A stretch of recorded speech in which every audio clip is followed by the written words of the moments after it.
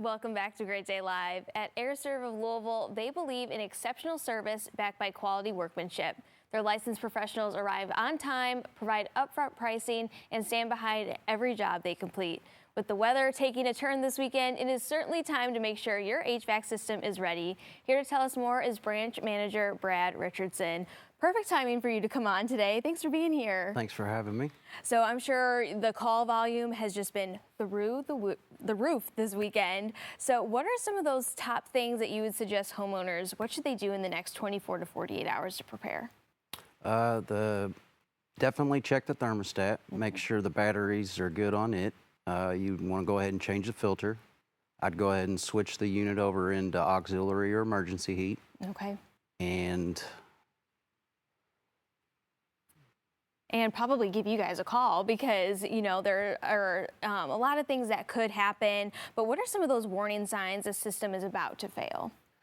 well, if the unit's short cycling is definitely a key indicator. If the room temperatures aren't keeping up to temperature, if you start hearing grinding noises or banging in the system, those are definitely signs.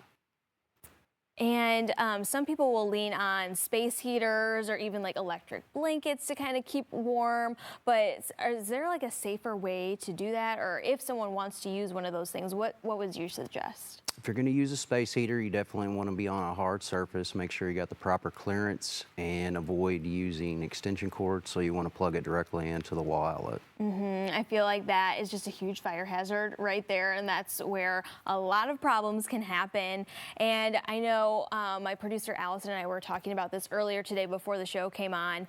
We are so scared that the power is going to go out. So how do families stay warm safely if that power does go out? Well, if the power goes out, naturally you want to call your power company and get on the schedule for that. You can layer up.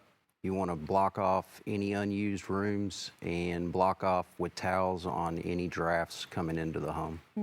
I am a current renter, so my weather stripping on my front door is so bad. So I need to get someone on that today because I can see the light of day like right through the window, or not. I don't even have a window on my front door, but it's just like seeing the cracks there. So I definitely need to get that fixed. But since I am a renter, comparing to homeowners, what would your advice be for renters versus homeowners?